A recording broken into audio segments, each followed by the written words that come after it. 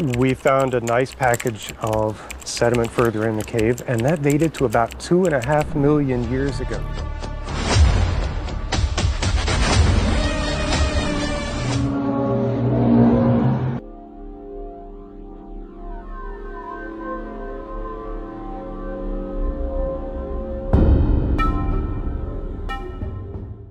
Imagina un descubrimiento que no debía ocurrir, algo sellado durante miles de años, esperando el momento exacto para salir a la luz. Bajo el lecho del río Éufrates, el suelo comenzó a abrirse de una forma que desconcertó incluso a los expertos. No fue erosión, no fue un colapso natural. La fractura tenía forma, intención, y dentro de esa apertura apareció algo imposible de ignorar. Una cámara subterránea intacta, construida para resistir el paso de los siglos, pero lo más inquietante estaba en su interior. 4 cadenas gigantes dispuestas con precisión perfecta. Un recipiente sellado, cubierto por capas de metal, y sobre él, la figura de una serpiente como si estuviera custodiando algo. Las paredes, cubiertas de símbolos que nadie ha logrado identificar. Nada parecía casual, nada parecía moderno. Y lo más impactante es que cada elemento encaja con descripciones que fueron escritas hace más de 2000 años. Eso es lo que cambia todo. Porque cuando un hallazgo coincide con una antigua advertencia, deja de ser solo arqueología. En este estudio vas a descubrir qué fue encontrado realmente bajo el Éufrates, por qué este hallazgo está generando tantas preguntas y qué relación podría tener con textos que llevan siglos esperando ser entendidos. Quédate hasta el final, porque algunas cosas no salen a la superficie por accidente.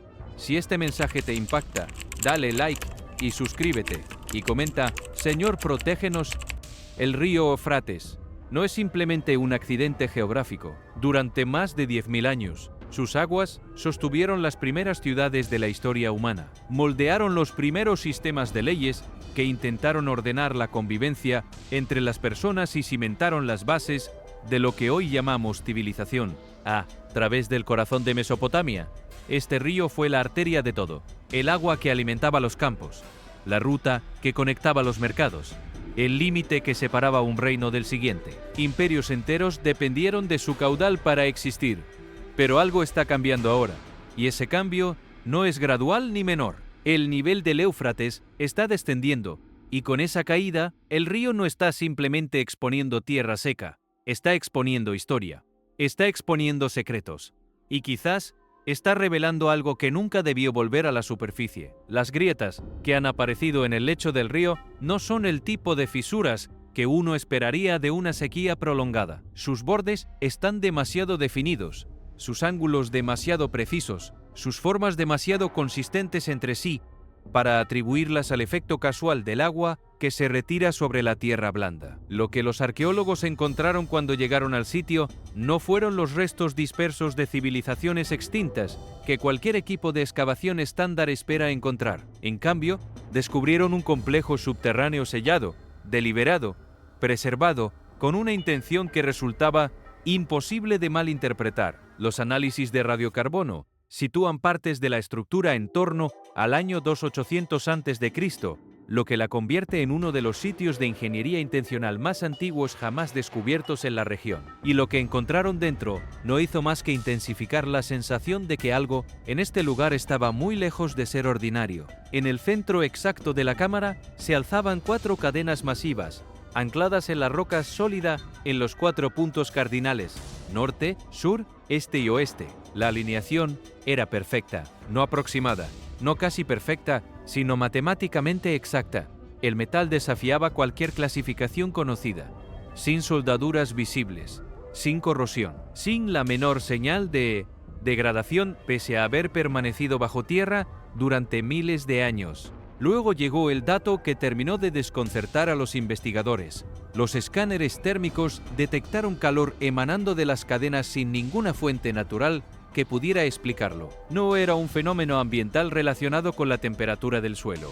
Era calor localizado, controlado, emanando directamente del metal, como si algo lo siguiera alimentando desde adentro. Y entonces, al conectar estos hallazgos con el texto bíblico, la pregunta que emergió cambió el significado de todo lo demás.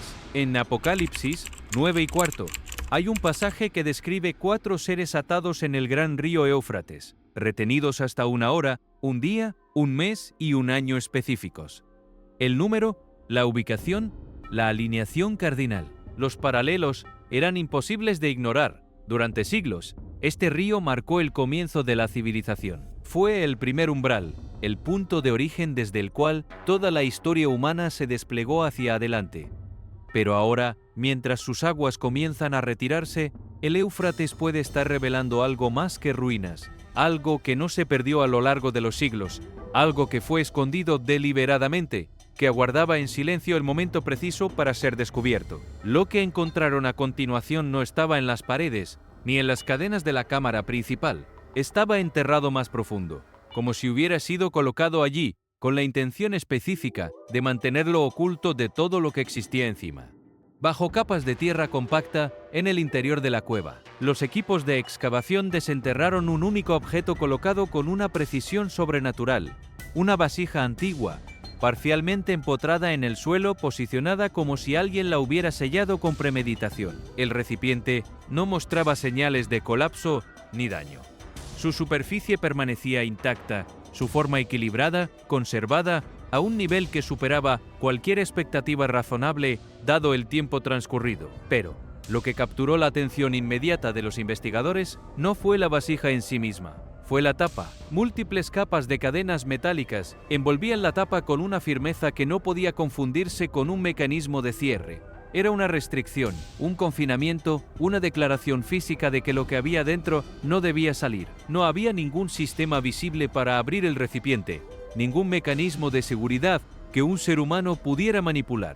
Solo la impresión contundente de que ese sello nunca fue diseñado para ser levantado. Tendida sobre la boca de la vasija, descansaba la figura de una serpiente con el cuerpo enroscado, en quietud y la cabeza dirigida hacia adentro, como si custodiara lo que yacía debajo. En el simbolismo antiguo, la serpiente ha representado desde tiempos inmemoriales tanto la advertencia como el engaño, apareciendo en el Génesis como la presencia que alteró el curso entero de la humanidad. Y vuelve a aparecer en el Apocalipsis, como algo restringido, atado y en última instancia sometido al juicio definitivo. Cuando el sello fue perturbado por primera vez, lo que había en el interior planteó más preguntas que respuestas. El interior estaba inesperadamente limpio, intocado por la descomposición que debería haberlo reclamado hace milenios. Dentro había objetos de diferentes periodos, pequeñas vasijas, anillos, fragmentos de metal y varias figuras talladas a mano. En el centro de todo se erguía una estatua con forma humana, vertical, deliberada, colocada con una precisión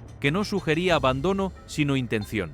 Nada en el descubrimiento tenía la apariencia de lo fortuito. La vasija, las cadenas, la serpiente sobre la tapa y los objetos contenidos en el interior apuntaban todos hacia la misma posibilidad, incómoda y difícil de descartar.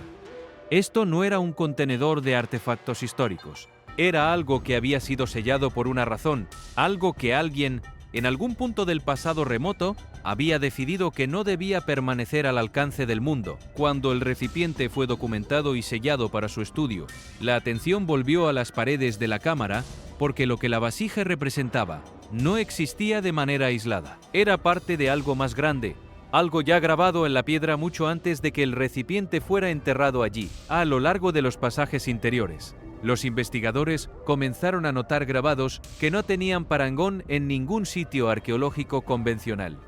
No eran símbolos simples ni figuras decorativas sin propósito. Eran imágenes deliberadas, meticulosamente ejecutadas y profundamente perturbadoras. Formas humanas alargadas se extendían por la superficie rocosa, sus extremidades antinaturalmente delgadas, sus cuerpos distorsionados más allá de cualquier proporción anatómica reconocible. Sus rostros no portaban expresiones en el sentido humano del término. No había dolor, no había alegría, no había la ambigüedad que caracteriza el arte de cualquier cultura conocida. Lo que transmitían era otra cosa, una conciencia fría, distante, que resultaba imposible de clasificar con las categorías habituales. Lo que más impresionó a los investigadores eran los ojos. En varios de los grabados, las figuras parecían poseer ojos dobles o superpuestos, como si hubieran sido diseñadas para percibir más allá de una sola dimensión de existencia. No era un error del artesano ni una convención estilística que pudiera encontrarse en otras culturas de la región. Era consistente, repetido, intencionado. Sobre las cabezas de estas figuras, coronas en forma de serpiente se enroscaban hacia arriba, fusionando la identidad de las formas con la simbología que dominaba todo el recinto. La unión de las figuras alargadas con las coronas serpentinas no era casual, era una declaración acerca de quiénes o qué eran estas entidades, y de cuál era su relación con el símbolo que aparecía una y otra vez a lo largo de la cámara. Ninguno en el equipo podía apartar la vista de los grabados durante mucho tiempo. Había algo en la uniformidad de su ejecución que resultaba más inquietante que cualquier elemento individual tomado por separado. En el arte humano siempre hay variación. El artesano que cansa la mano, el aprendiz que introduce sus propias interpretaciones, la cultura que evoluciona y modifica sus convenciones a lo largo del tiempo. Aquí no había nada de eso. Cada figura alargada, cada par de ojos superpuestos, cada corona de serpiente había sido grabada con una consistencia que no sugería artesanía, sino instrucción directa, como si alguien hubiera especificado con exactitud cómo debían verse estas imágenes, cuál era el propósito de cada detalle y qué debía transmitir el conjunto a quien lo viera. Algunos investigadores señalaron similitudes con representaciones mesopotámicas antiguas, frecuentemente asociadas a entidades de gran poder descritas en las tradiciones más tempranas de la región. Pero el tono aquí era diferente. En las representaciones mesopotámicas convencionales, las figuras de poder suelen estar rodeadas de símbolos de fertilidad, abundancia o victoria. Aquí el tono era de otra naturaleza. No era reverencia, era advertencia. Existe una diferencia fundamental entre un grabado que celebra y un grabado que advierte. Los grabados de celebración amplifican, idealizan, magnifican lo que representan. Los grabados de advertencia deforman, exageran, distorsionan deliberadamente para señalar algo que el observador debe reconocer como anormal, como fuera de lugar, como contrario al orden natural. Las figuras en las paredes de esta cámara no estaban idealizadas, estaban distorsionadas. Sus proporciones no aspiraban a la perfección estética. Aspiraban a comunicar algo específico sobre la naturaleza de lo que representaban. Una forma humana alargada con ojos dobles y una corona de serpiente no es una imagen de poder admirado, es una imagen de poder marcado, identificado, catalogado para que quien lo encontrara supiera exactamente con qué estaba lidiando. Eran señales de reconocimiento, no de adoración, y seguían a lo largo de los pasajes hacia un destino específico, como si guiaran hacia algo que todavía esperaba ser visto. Y es precisamente ahí donde el significado de los grabados comienza a desplazarse. En las escrituras sagradas, las formas distorsionadas de autoridad y la adoración falsa aparecen de manera repetida, no como productos de la imaginación, sino como registros de desviaciones concretas de la verdad. En el Génesis, la serpiente no es símbolo literario, sino una presencia activa que introdujo la corrupción en lo que era puro, y esa misma figura vuelve a aparecer en el Apocalipsis, ya no como agente activo, sino como algo restringido, atado, esperando el juicio definitivo. Cuando estos grabados se observan junto a la vasija encadenada y la cámara sellada, la pregunta se hace inevitable. ¿Era este un lugar construido para la adoración o un lugar diseñado para contener lo que nunca debería haber sido liberado? La diferencia entre un templo y una prisión, en arquitectura como en simbolismo, a veces solo la revela el propósito, y el propósito aquí era cada vez más difícil de malinterpretar. Cada grabado, cada línea en las paredes parecía conducir más profundamente hacia el interior de la estructura, hasta que el pasaje se abría hacia lo que aparentemente era el verdadero centro de la cámara. La sala era diferente a todo lo descubierto hasta ese momento. Estaba tallada en basalto negro denso, un material que no es nativo de la región circundante, lo que sugería que había sido transportado desde una distancia considerable, con una intención muy específica. Las superficies eran antinaturalmente lisas, pulidas hasta adquirir un brillo reflectante similar al del vidrio oscuro, frías y casi perfectas al tacto. No era el resultado de siglos de abrasión natural, era diseño puro. En el centro se alzaba un altar geométricamente preciso, alineado con proporciones exactas, que se repetían sistemáticamente en cada elemento de la sala. A cada lado se erguían dos pilares incrustados con venas metálicas. Cuando los instrumentos se aproximaron, detectaron reacciones magnéticas sutiles que indicaban la presencia de materiales ocultos dentro de la roca misma. La precisión de la construcción superaba lo que cualquier análisis superficial podría sugerir. El altar no solo estaba alineado con el centro geométrico de la sala. Sus dimensiones correspondían a un sistema de proporciones que se repetía de manera sistemática en cada elemento del recinto. Los pilares mantenían entre sí la misma relación proporcional que el altar guardaba con la sala entera, y esa relación se reflejaba a su vez en la disposición de los canales tallados en el suelo. Era como si el conjunto hubiera sido concebido como un instrumento de piedra, cada componente calibrado en relación con los demás para producir un efecto que solo tendría sentido cuando todos funcionaran de manera conjunta. No era simplemente arquitectura. Era ingeniería funcional, y el tipo de ingeniería que implica esta estructura requería un dominio matemático y técnico que va considerablemente más allá de lo que los historiadores convencionales atribuyen a las civilizaciones que habitaban esta región en esa época. Los análisis posteriores revelaron algo aún más desconcertante. La disposición de la cámara se alineaba de manera estrecha con un ciclo celeste de aproximadamente 26.000 años, coincidiendo con la precesión axial de la Tierra, ese movimiento lentísimo por el cual el eje del planeta traza un círculo completo en el espacio. A lo largo del suelo, una red de canales tallados dirigía el fluido hacia el centro del altar. Las pruebas de residuos mostraron un alto contenido de hierro, consistente con sangre. No eran trazas aleatorias de contaminación. Eran patrones repetidos, estructurados, intencionales, que sugerían un uso ritualizado del espacio llevado a cabo no una sola vez, sino en múltiples ocasiones a lo largo del tiempo, y posiblemente vinculado a un momento celeste específico. En las Escrituras, el tiempo nunca es arbitrario.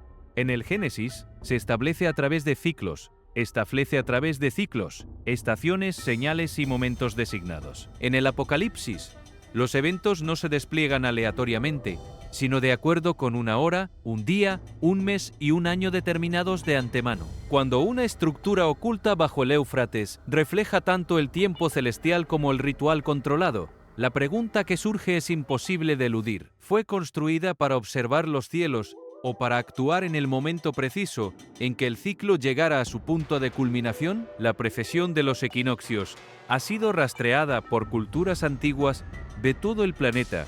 Los constructores de Stonehenge la conocían, los astrónomos de Babilonia la registraron, los arquitectos de las grandes pirámides orientaron sus construcciones en relación con ella. Pero conocer la precesión es una cosa, y construir una cámara subterránea cuya arquitectura refleje ese ciclo con precisión matemática verificable por instrumentos modernos es algo completamente diferente. Requería no solo conocer el fenómeno, sino comprenderlo con la suficiente profundidad como para incorporarlo en piedra de manera fiel y duradera.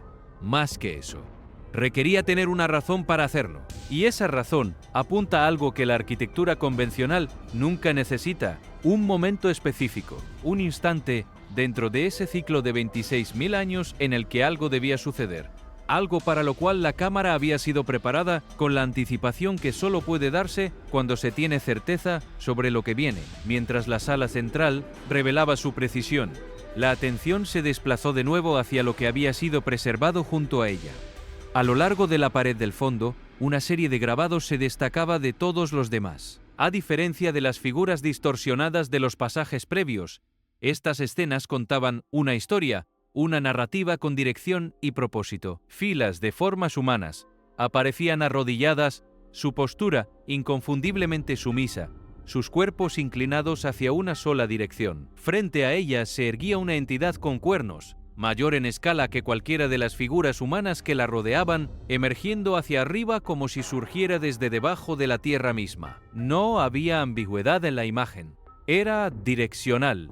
Humanos inclinándose ante algo que no pertenecía a la superficie del mundo. Pero los grabados eran solo una parte del descubrimiento. Lo que estaba escondido detrás de los compartimentos sellados de la pared haría más compleja la comprensión de todo lo demás. Ocultos detrás de paneles de piedra sellados con meticulosidad, los arqueólogos descubrieron lo que parecía ser una biblioteca subterránea. Cientos de tablillas de arcilla, protegidas por capas de betún, que habían actuado como un sellante impermeable a lo largo de los siglos, permanecían intactas a pesar del tiempo transcurrido. Escritas en sumerio, acadio y otras escrituras antiguas, estas tablillas contenían registros de sistemas de leyes, observaciones astronómicas detalladas y descripciones de prácticas rituales.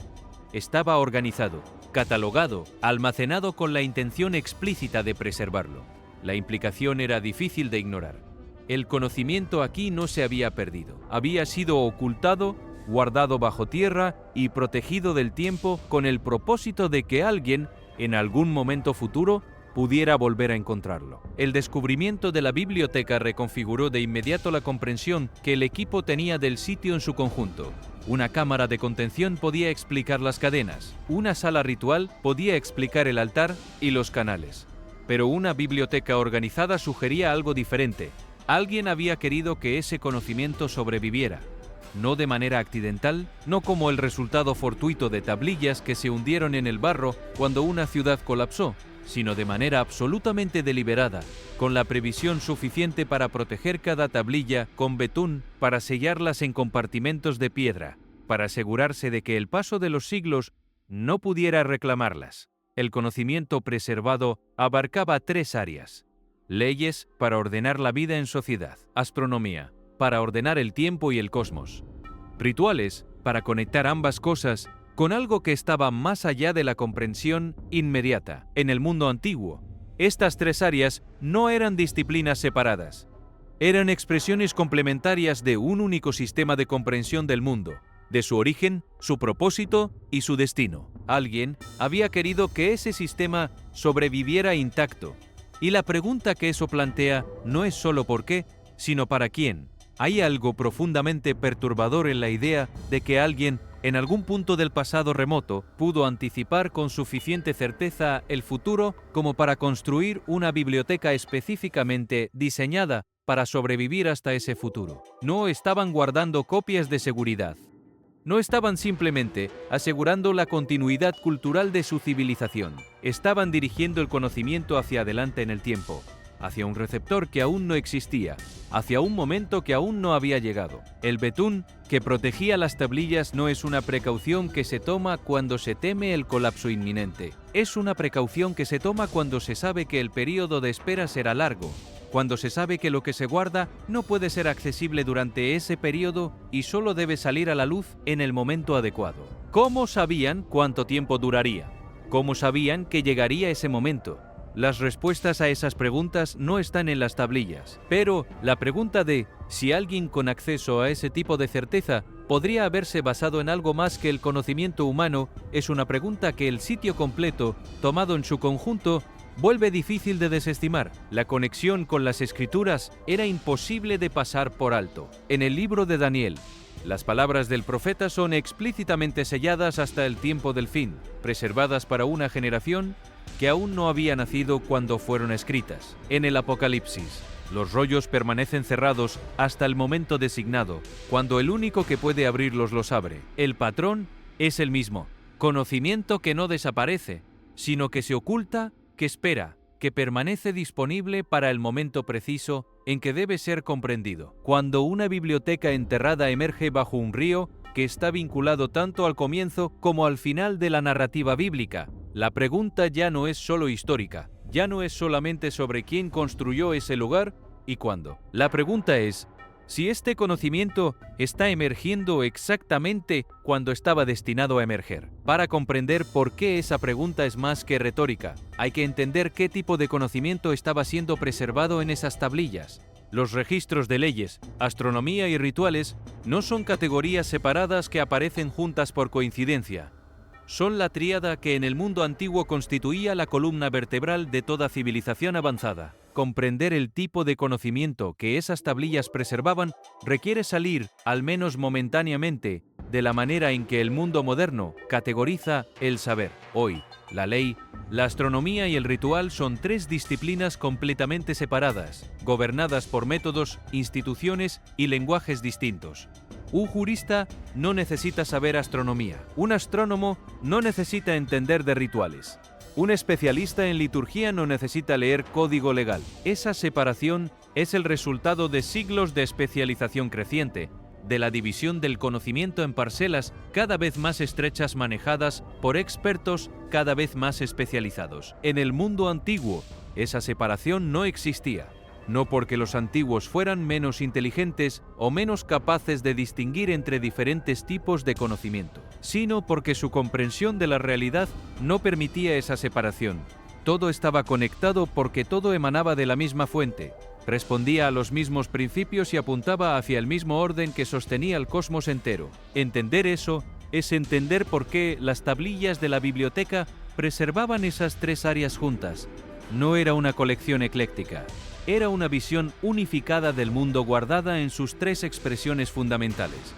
La ley no era simplemente un conjunto de reglas sociales, era la articulación de un orden que se creía reflejo del orden cósmico. Los reyes mesopotámicos no legislaban arbitrariamente, proclamaban que sus leyes derivaban de la voluntad de los dioses, que la justicia humana era un espejo de la justicia cósmica. Cuando el rey Hammurabi inscribió su código en estelas de piedra, lo presentó explícitamente como la voluntad del dios, Shamash, transmitida a través de él. La ley era el orden del cielo, manifestado en la tierra. La astronomía desempeñaba una función igualmente fundamental. No se estudiaban los cielos por curiosidad intelectual, se estudiaban porque el movimiento de los cuerpos celestiales era considerado la escritura del cosmos, el texto en el que podía leerse el pasado y el futuro. Los planetas no eran objetos físicos que seguían órbitas predecibles, eran mensajeros, indicadores de lo que estaba ocurriendo en el dominio que gobernaba el mundo físico. Cuando Marte aparecía en una posición determinada en relación con la Luna, no era un evento astronómico, era una comunicación. El trabajo del astrónomo no era calcular, sino interpretar, leer el lenguaje que el cosmos hablaba sobre sí mismo. Y el ritual era el tercer componente de esa tríada, la respuesta humana a lo que la astronomía revelaba y lo que la ley ordenaba. El ritual era el puente entre el conocimiento y la acción, entre saber que algo debía ocurrir y hacer que ocurriera de la manera correcta, en el momento correcto, con las palabras y los gestos correctos. Lo que las tablillas de la biblioteca subterránea preservaban no era, por lo tanto, simplemente información histórica de interés académico. Era el manual de funcionamiento de un sistema que alguien creía que volvería a ser necesario. Las leyes que ordenaban la sociedad humana, los registros astronómicos que indicaban los momentos de acción, las instrucciones rituales que especificaban cómo actuar en esos momentos. Todo guardado, todo protegido, todo esperando el instante en que alguien llegara con la necesidad de saberlo. Esto no era un archivo, era una herramienta diseñada para ser usada, no para ser estudiada. La conexión con el libro de Daniel se vuelve aquí especialmente significativa, cuando el ángel le dice a Daniel que las palabras de su visión deben ser selladas hasta el tiempo del fin. El término hebreo utilizado no implica simplemente ocultamiento, implica preservación activa para un propósito futuro específico. Las palabras no son selladas porque ya no son necesarias, son selladas porque su momento todavía no ha llegado. La misma lógica que gobierna esa instrucción divina parece haber gobernado la decisión de enterrar la biblioteca bajo el Éufrates. No fue un acto de desesperación ante la inminente caída de una civilización. Fue un acto de previsión deliberada, guardar lo que sería necesario cuando llegara el momento en que fuera necesario, y el hecho de que ese momento parezca coincidir con la retirada de las aguas que habían sellado el sitio durante milenios le da a la aparición de la biblioteca un peso que va mucho más allá del valor arqueológico convencional. Los estudiosos que han examinado los patrones de escritura en las tablillas han notado algo que profundiza aún más el misterio. Las tablillas no están escritas en un solo estilo ni en una sola época. Hay tablillas cuya escritura corresponde al periodo acadio temprano, del tercer milenio antes de Cristo. Hay otras cuya caligrafía corresponde a períodos posteriores, de varios siglos después. Y hay unas pocas cuya composición es tan temprana que los especialistas en escrituras antiguas las han situado en un periodo anterior a Sumer, tal como lo conocemos, en una fase de desarrollo del lenguaje escrito que la academia convencional considera más primitiva, pero que los textos de estas tablillas desmienten. No son más simples, son diferentes. como si el conocimiento que transmiten proviniera de un sistema conceptual distinto al que después se desarrolló en la Mesopotamia histórica. La biblioteca no fue compilada de una sola vez. Fue acumulada a lo largo de generaciones, posiblemente milenios, como si diferentes momentos en el tiempo hubieran contribuido al mismo repositorio, guiados por el mismo propósito que los unificaba a través del tiempo. Lo que las escrituras dicen sobre el conocimiento que precede a la historia humana tal como la registramos es escaso pero significativo. En el libro de Job, Dios le pregunta a Job: ¿dónde estabas tú cuando yo fundaba la tierra? Esta pregunta no es retórica en el sentido de ser simplemente poética.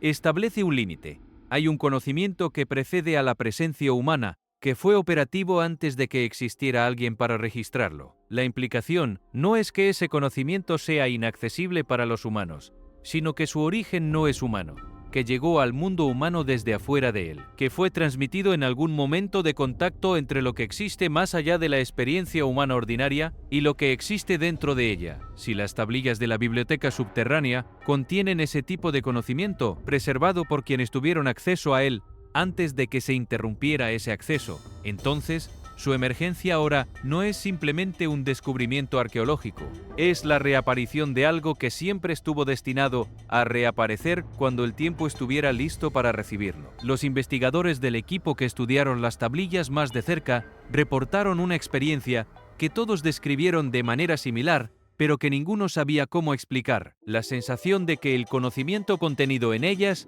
no estaba siendo descubierto sino recordado, no como si lo hubieran leído antes, no como si reconocieran los textos específicos, sino como si las ideas que transmitían resonaran con algo que existía dentro de ellos en un nivel que no tenía nombre, como si el conocimiento que las tablillas articulaban en forma escrita existiera en algún lugar anterior al lenguaje, anterior al pensamiento consciente, en la capa más profunda de lo que significa existir como ser humano. Esta experiencia de reconocimiento sin recuerdo es difícil de categorizar científicamente, pero no es sin precedentes en la historia del encuentro humano con textos de gran antigüedad. Hay algo en el conocimiento que fue articulado por primera vez antes de que la humanidad desarrollara las categorías para comprenderlo conscientemente, que cuando se encuentra de nuevo, no se experimenta como información nueva, sino como algo que ya se sabía, pero se había olvidado. Y esa sensación de recuperación, de reencontrarse con algo que nunca debió perderse,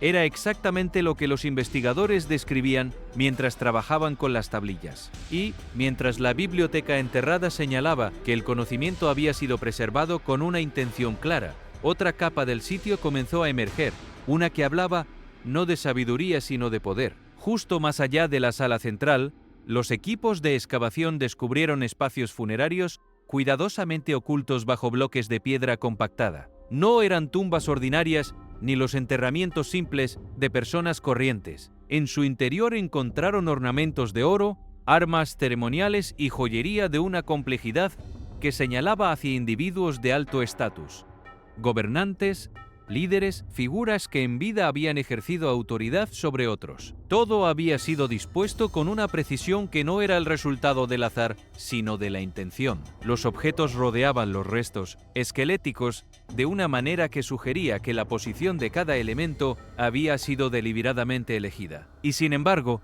lo que más llamaba la atención de los investigadores no era la riqueza de los objetos, era su silencio. En el mundo antiguo, el poder casi nunca era silencioso.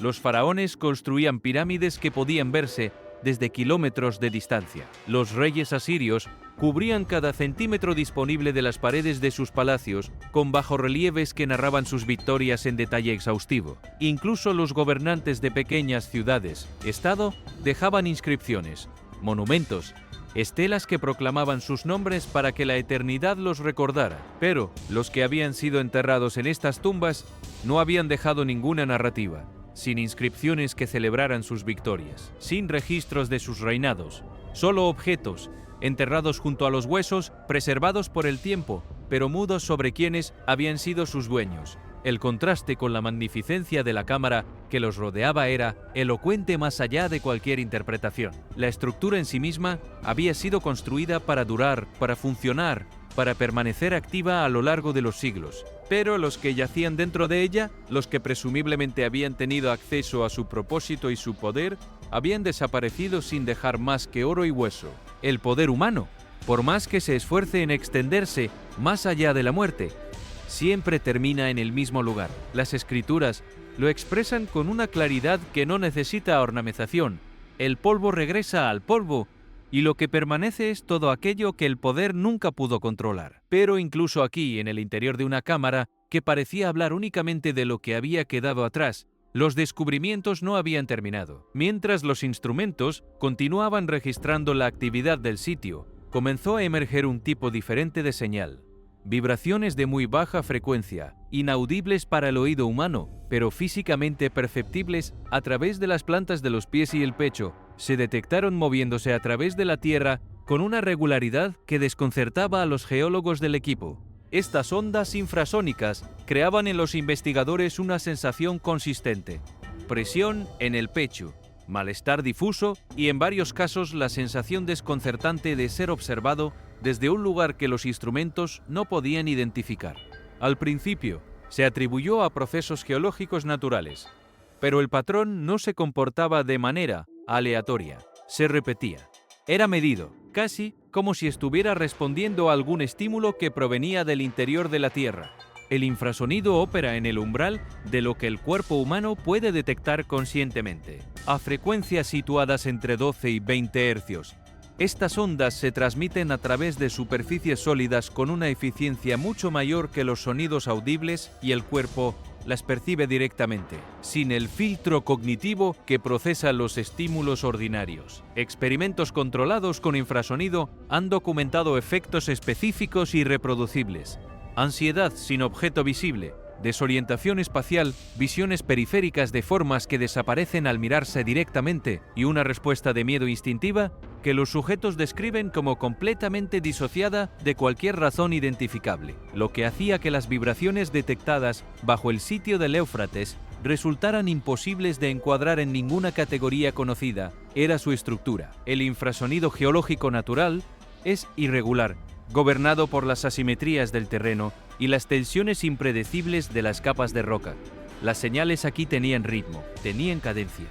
Tenían una repetición que no encajaba con ningún modelo de actividad sísmica que el equipo pudiera consultar. No era el gemido aleatorio de la Tierra asentándose bajo su propio peso acumulado. Era algo más parecido a un pulso. Y los pulsos, por definición, implican una fuente que late. Antes de continuar con lo que el análisis técnico reveló sobre las señales, vale la pena detenerse en lo que significa la persistencia de ese pulso para cualquiera que haya seguido este descubrimiento desde el principio. Cada hallazgo en la cámara señalaba hacia algo que estaba contenido, hacia algo que había sido retenido con una fuerza y una intención que superaban la escala humana. Las cadenas en los 4 puntos cardinales, la vasija sellada bajo capas de metal, los grabados que funcionaban como advertencias, la biblioteca que funcionaba como el manual de un sistema que alguien quería que sobreviviera. Todo apuntaba hacia la retención, hacia algo que no debía moverse. Y ahora, en el suelo de esa misma cámara, un pulso que no respondía a ningún proceso natural conocido seguía latiendo. No había disminuido, no se había apagado con el paso de los siglos.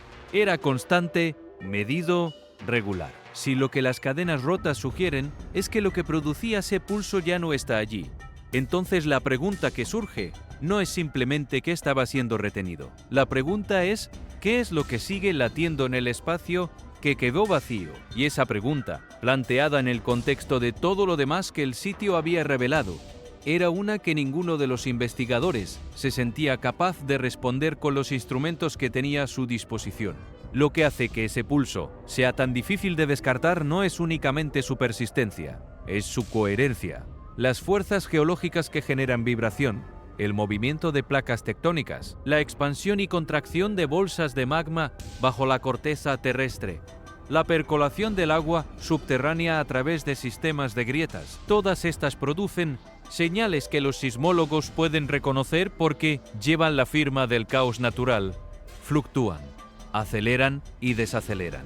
Responden a la temperatura, a la presión del agua, a los cambios en la densidad de la roca. El infrasonido emanado de este sitio no hacía ninguna de esas cosas. Era estable, con una regularidad que los instrumentos del equipo no podían modelar a partir de ningún fenómeno conocido. Y esa estabilidad, esa ausencia absoluta del tipo de ruido que caracteriza todos los procesos naturales, era precisamente lo que más inquietaba a los investigadores. Porque la naturaleza nunca es tan precisa. Los sistemas que producen patrones absolutamente regulares no son sistemas naturales, son sistemas diseñados. Existe en la historia humana una larga tradición de construir espacios que producen efectos físicos en quienes los habitan. Las cámaras de resonancia del Templo de Palenque, en México, están diseñadas para amplificar las frecuencias de la voz humana de maneras específicas. El hipogeo de Malta, excavado hace más de 5.000 años, produce modos de resonancia acústica tan inusuales que los investigadores han documentado alucinaciones auditivas en los visitantes. El interior de la Gran Pirámide de Giza contiene proporciones que crean efectos de resonancia medibles, pero todos estos ejemplos producen efectos cuando se introduce una fuente de sonido desde afuera. Lo que diferenciaba la cámara bajo el Éufrates era que el efecto provenía del interior, emanando desde debajo sin ninguna fuente externa que lo desencadenara. No era un espacio diseñado para responder al sonido humano. Era un espacio que generaba su propio sonido, que pulsaba con su propia frecuencia, como si lo que había sido contenido dentro de él hubiera dejado una marca en el propio tejido de la piedra. Y esa marca todavía latía. Los investigadores que se han especializado en el estudio del infrasonido en contextos rituales han propuesto que las civilizaciones antiguas comprendían intuitivamente los efectos fisiológicos de las frecuencias de baja vibración y que construyeron ciertos espacios con la intención deliberada de producir estados alterados de conciencia en quienes los ocupaban. El malestar, la sensación de ser observado, la presión en el pecho, la desorientación leve, estos efectos no se consideraban señales de peligro, se consideraban indicadores de que el espacio estaba cumpliendo su función, de que la persona dentro de él estaba siendo llevada al límite entre la percepción ordinaria y algo más. Esta era la tecnología de los santuarios más antiguos. No la escultura, ni la pintura, ni la arquitectura visible, sino el sonido invisible que el espacio mismo producía. El resonador de piedra que alteraba el estado de quien lo habitaba. Y bajo el Éufrates, esa tecnología seguía funcionando. No para un ritual, no para un sacerdote. Simplemente siguiendo su programación, latiendo en el oscuro, esperando sin saber que el mundo de arriba había olvidado para qué había sido construido. La pregunta de por qué algo así seguiría pulsando después de miles de años de abandono es una que los modelos científicos convencionales no pueden responder. Los sistemas mecánicos que no reciben mantenimiento se degradan. Los materiales que no reciben energía se enfrían. Los patrones que no tienen una fuente activa se disuelven en el ruido de fondo. Que este espacio siguiera produciendo una señal reconocible, medida, constante, sugería que la fuente de energía no era mecánica, no era térmica, no era química. Era algo que los instrumentos del equipo podían detectar en sus efectos, pero no en su origen. Algo que existía debajo de las capas de lo que la física moderna considera medible. Las escrituras tienen un nombre para esta categoría de fenómenos. No los llaman energía resudado, ni resonancia geológica, ni anomalía acústica. Los llaman señales, indicadores de que lo que está presente no es solo materia inerte, sino algo con presencia activa, algo que no ha terminado. Y esa presencia activa es precisamente lo que conecta la cámara bajo el Éufrates con el marco profético que las escrituras establecen. Porque en el libro del Apocalipsis, lo que está retenido en el gran río no está descrito como inactivo, no está durmiendo, está esperando, preparado para la hora, el día, el mes y el año. La diferencia entre algo dormido y algo que espera es significativa. Lo que duerme no está consciente del tiempo que pasa. Lo que espera sabe que el tiempo está pasando y sabe cuándo llegará el momento de actuar. Y si las vibraciones bajo el Éufrates son la expresión física de esa espera, de algo que no está simplemente abandonado, sino que permanece orientado hacia un momento que todavía no ha llegado, entonces la precisión rítmica de la señal no es una anomalía sin explicación. Es exactamente lo que uno esperaría escuchar.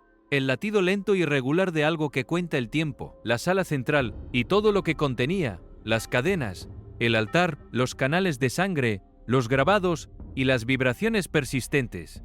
No existían en un vacío simbólico, existían dentro de un sistema más amplio de creencias que el mundo antiguo había articulado con una claridad que resulta sorprendente para los lectores modernos. En las tradiciones mesopotámicas más tempranas, el universo no era un sistema físico gobernado por fuerzas impersonales, era una estructura de autoridad, una jerarquía de poderes que iban desde los más pequeños hasta los más grandes, desde los espíritus de los lugares específicos hasta las fuerzas que gobernaban el cosmos entero. Los humanos existían dentro de esa jerarquía en una posición que los textos cuneiformes describen con consistencia notable, como seres creados para servir, para mediar entre los órdenes inferiores y superiores de la existencia, para mantener el equilibrio entre lo que está arriba y lo que está abajo.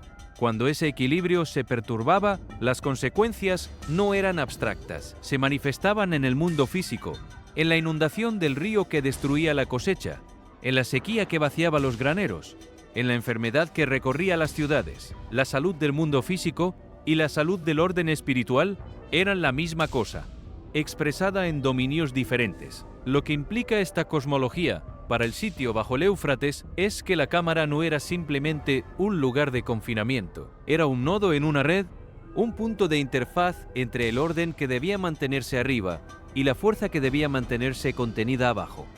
Las cadenas en los 4 puntos cardinales no eran símbolos, eran la expresión física de una función cósmica, la función de retención, de mantener en su lugar algo que, si se liberara, alteraría la estructura de la realidad tal como los humanos la conocen. Y los grabados en las paredes, con sus figuras distorsionadas y sus coronas de serpiente, no eran decoración ni adoración ciega, eran el registro de un conocimiento, el conocimiento de qué había sido contenido, por qué había sido contenido y qué había ocurrido la última vez que no lo estaba. Era una advertencia dirigida al futuro, escrita en la única forma que podía sobrevivir el paso de milenios, tallada en piedra en las paredes de la misma estructura que debía seguir siendo su propia justificación. Hay un detalle en la descripción bíblica de los 4 seres atados en el Éufrates que los comentaristas de las Escrituras han debatido durante siglos sin llegar a un consenso claro. La pregunta de si lo que está atado son entidades que cayeron del orden original de la creación o entidades de otro tipo cuyo propósito nunca fue benigno. La distinción importa porque cambia fundamentalmente cómo se entiende la función de la prisión. Si lo que estaba contenido eran seres que habían elegido rebelarse contra el orden establecido, entonces la prisión es un instrumento de justicia, una consecuencia. Si lo que estaba contenido eran seres que nunca habían pertenecido al orden del mundo humano en primer lugar, seres cuya mera presencia en el dominio físico constituía una anomalía, entonces la prisión es algo diferente, es un sello. Una interfaz que mantiene separados 2 dominios que no deben coexistir. Los grabados de la cámara, con sus figuras que no eran exactamente humanas, pero tampoco eran completamente ajenas a la forma humana. No resolvían esa pregunta, pero la planteaban con una urgencia que ninguno de los investigadores podía ignorar. Tomados en conjunto, todos los elementos del sitio ya no se sentían como descubrimientos individuales que podían estudiarse por separado. Formaban una progresión. La cámara sellada era contención. Algo había sido retenido aquí con una fuerza y una intención que iban más allá de la capacidad humana ordinaria. Los grabados en las paredes eran advertencia. Alguien había querido que quien llegara a este lugar supiera lo que había estado contenido dentro de él y por qué eso importaba. La biblioteca era preservación. El conocimiento necesario para comprender el propósito del sitio había sido guardado para el momento en que pudiera ser comprendido. Y las vibraciones persistentes eran algo más. Eran una señal de que la contención, en algún nivel, seguía activa. Que algo dentro de la Tierra no era simplemente un recuerdo del pasado, sino una presencia en el presente. Las escrituras, leídas desde este ángulo, ya no sonaban como metáforas lejanas, sonaban como descripciones. Mientras las señales bajo tierra continuaban repitiéndose con una regularidad que los geólogos no podían explicar, La atención comenzó a desplazarse hacia lo que estaba ocurriendo en la superficie, porque lo que durante días había parecido circunscrito a un solo sitio empezaba a mostrar señales de que no estaba contenido. Los informes comenzaron a llegar de más allá de la región del Éufrates, dispersos al principio, luego aumentando en frecuencia y consistencia, en varios lugares distribuidos a lo largo de un área extensa. Los testigos describieron un resplandor rojo intenso extendiéndose a través del cielo nocturno. No era el tono cálido y familiar de un atardecer tardío. Era algo diferente, más pesado, más saturado, con una persistencia que superaba cualquier fenómeno óptico ordinario. El color no se desvanecía con los minutos como el resplandor crepuscular. Permanecía, recortado contra el negro de la noche, como si algo debajo de la superficie del mundo estuviera filtrándose hacia arriba. Junto a estas perturbaciones visuales llegaron los sonidos.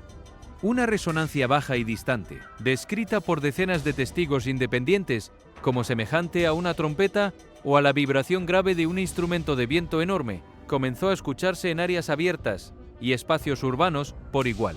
La descripción era sorprendentemente uniforme, a pesar de provenir de personas que no tenían ninguna conexión entre sí, que vivían en lugares distintos y que reportaron el fenómeno en momentos separados por horas o días. Las autoridades investigaron la posibilidad de que el origen fuera un vuelo de aeronaves, el funcionamiento de maquinaria industrial o algún tipo de anomalía meteorológica que amplificara y desplazara los sonidos de manera inusual. Ninguna de estas explicaciones resistió el análisis detenido. El sonido no tenía una fuente identificable. Algunos lo descartaron como fenómenos atmosféricos esporádicos, pero las descripciones eran demasiado consistentes para ser simplemente un error colectivo de percepción. El comportamiento de la fauna en la región comenzó a cambiar también, y lo hizo de maneras que los observadores describían como sistemáticas. Las formaciones de aves migratorias mostraban disrupciones que no respondían a las condiciones climáticas. Los patrones de vuelo eran irregulares, desorganizados, como si los animales estuvieran respondiendo a un estímulo que los instrumentos humanos no podían detectar. Estos no eran incidentes aislados registrados por un solo observador. Aparecían en diferentes regiones, reportados por grupos sin ninguna conexión entre sí, en diferentes momentos, siguiendo sin embargo un patrón reconocible. Individualmente, cada evento podía encontrar alguna explicación científica plausible. Refracción de la luz, ondas de presión atmosférica, estrés ambiental derivado de cambios estacionales. Pero tomados en conjunto y ocurriendo dentro de la misma ventana de tiempo comprimida, comenzaban a formar algo que superaba la suma de sus partes individuales. Un patrón que se movía de la perturbación local hacia algo que parecía operar a escala global. La pregunta de si los fenómenos que se están observando constituyen una convergencia significativa o una acumulación de coincidencias explicables por separado es una pregunta que merece ser abordada con honestidad intelectual antes de responderla desde cualquier dirección. La ciencia tiene herramientas para evaluar si eventos que ocurren simultáneamente están relacionados causalmente o si simplemente coinciden en el tiempo sin que haya un mecanismo que los vincule.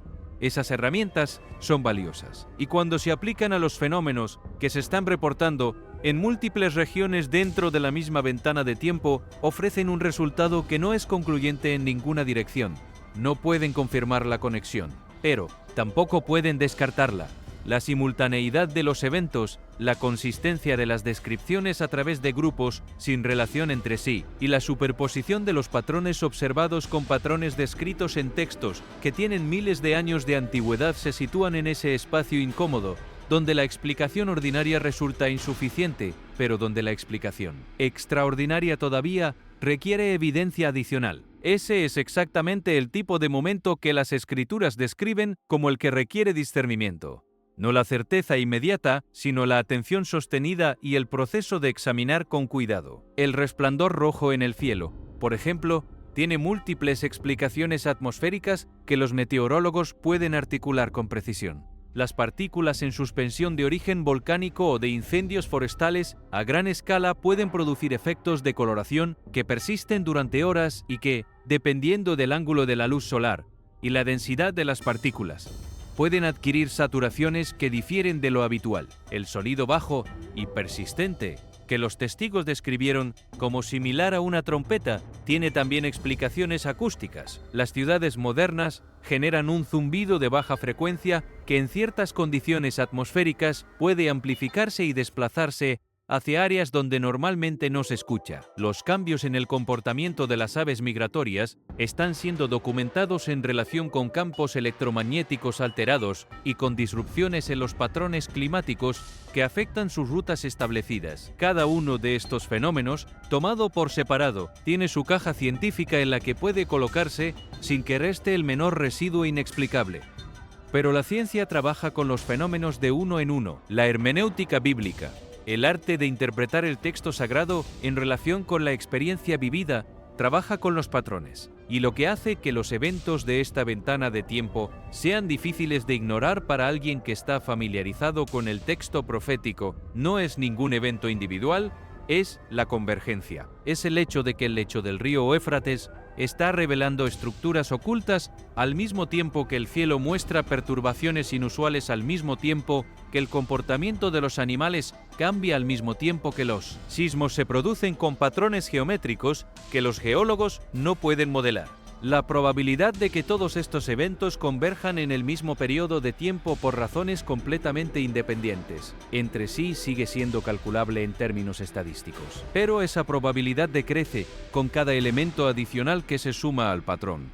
Y en algún punto del proceso de acumulación, la pregunta que el patrón plantea se vuelve más incómoda que cualquier respuesta que se pueda ofrecer. Es aquí donde la conexión con las Escrituras se vuelve más difícil de ignorar con comodidad. En Lucas 21, Jesús describe específicamente señales en el sol, la luna y las estrellas, junto con angustia entre las naciones y confusión ante lo que está sucediendo a su alrededor. Lo que hace que esta descripción sea significativa no es que prediga eventos extraordinarios, sino que los describe como convergentes, como señales que se acumulan y se refuerzan mutuamente, no como eventos aislados explicables uno por uno, sino como una confluencia que forma un cuadro mayor.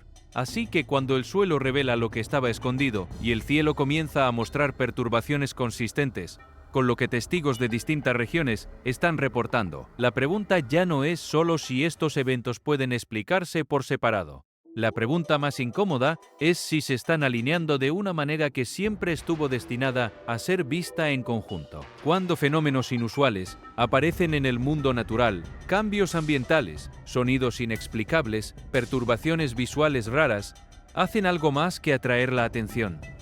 Invitan a la reflexión. En lugar de llevar a conclusiones inmediatas, estos momentos pueden servir como recordatorios sobre cómo viven las personas, en qué confían y dónde colocan su enfoque. Desde una perspectiva práctica, muchos de estos fenómenos pueden abordarse a través de la explicación científica. Cambios en los niveles del agua, condiciones atmosféricas o actividad geológica pueden producir efectos que se sienten inusuales o incluso inquietantes. Al mismo tiempo, cuando tales eventos parecen alinearse o repetirse en patrones reconocibles, comienzan a llevar un significado que va más allá de sus causas individuales. Y aquí es donde la interpretación se vuelve importante, especialmente para quienes ven el mundo a través de una perspectiva espiritual.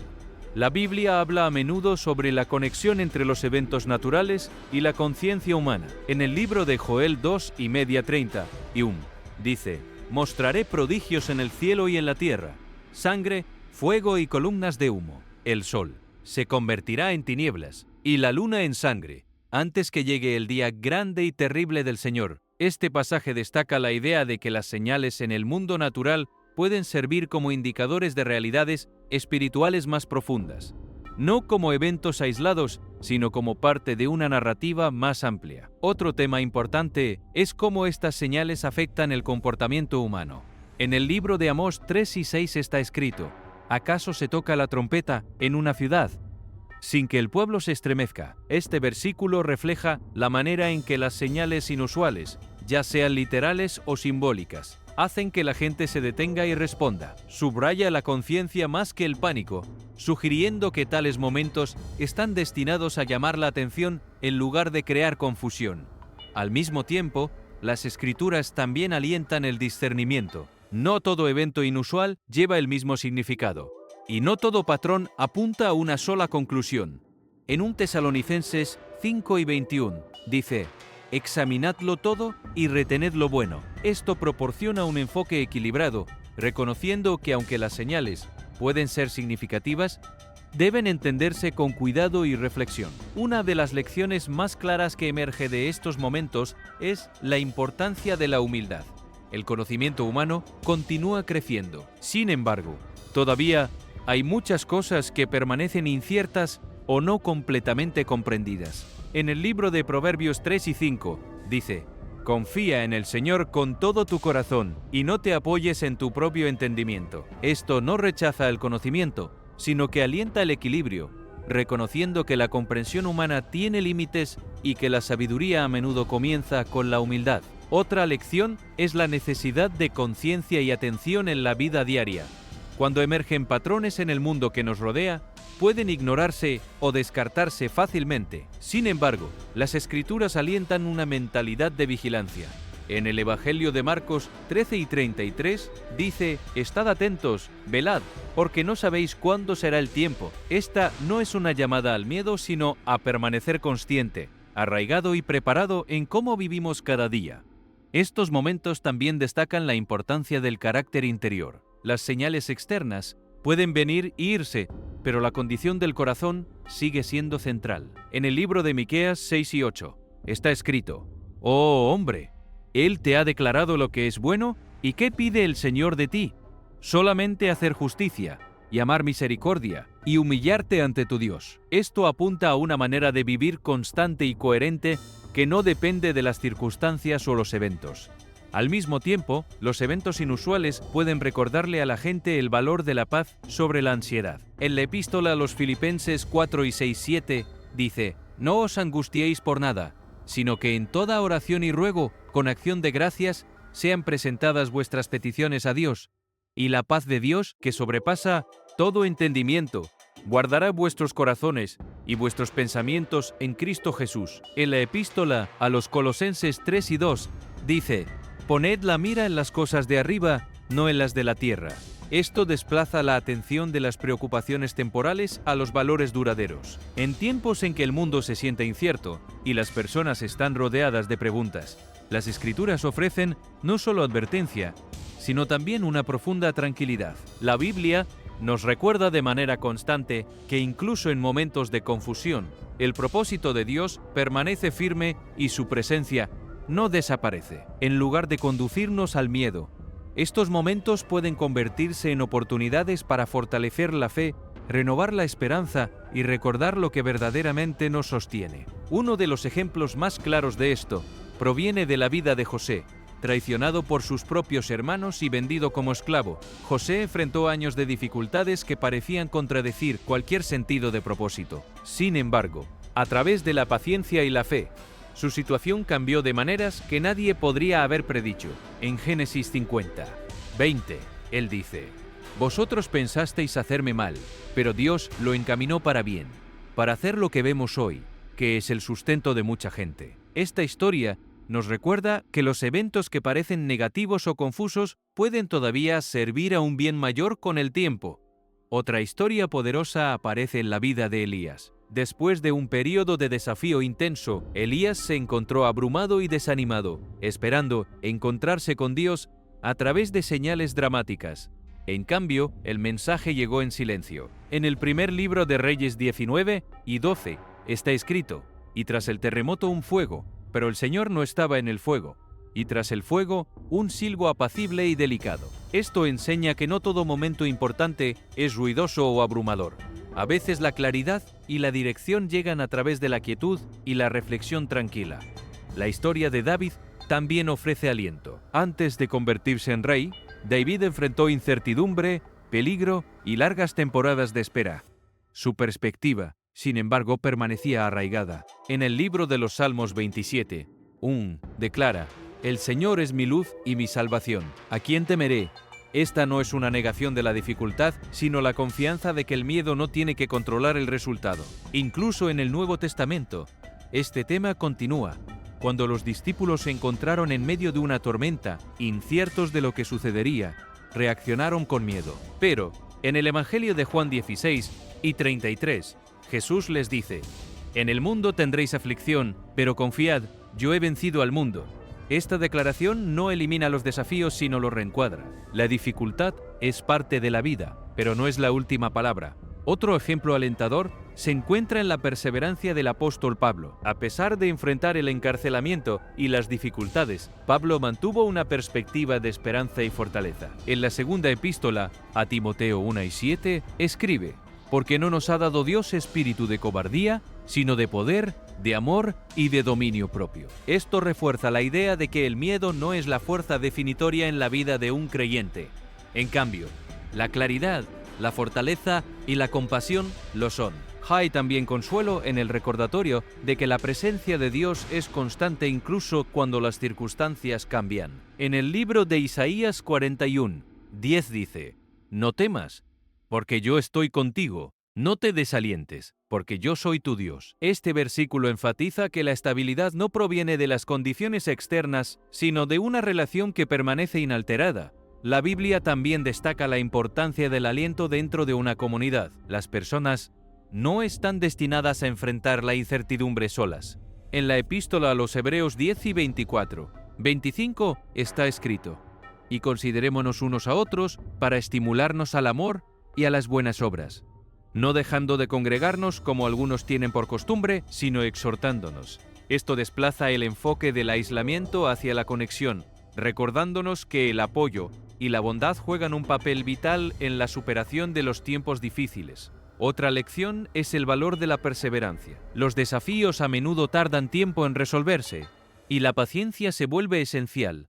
En la epístola de Santiago 1:3-4 dice: «Sabiendo que la prueba de vuestra fe produce paciencia, mas tenga la paciencia su obra completa, para que seáis perfectos y cabales, sin que os falte cosa alguna».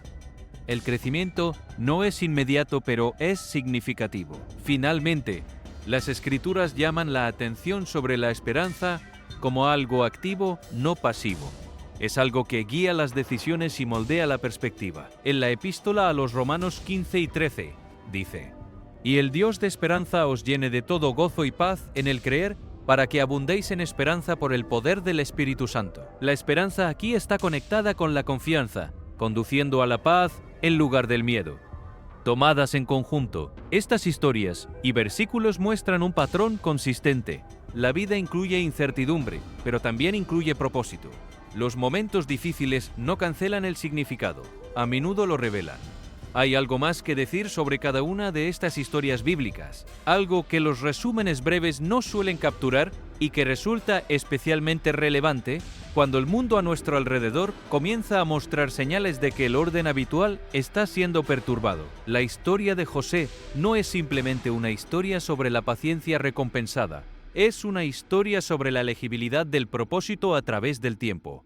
En el momento en que José estaba en el pozo, traicionado por sus hermanos, el propósito no era visible. En el momento en que estaba en la cárcel de Egipto, el propósito no era visible. El propósito solo se hizo legible retroactivamente, cuando el tiempo suficiente había pasado como para revelar la dirección que todos esos eventos habían tomado sin que ninguno de los participantes lo supiera. Y esa retroactividad no es un defecto de la narrativa, es su punto central.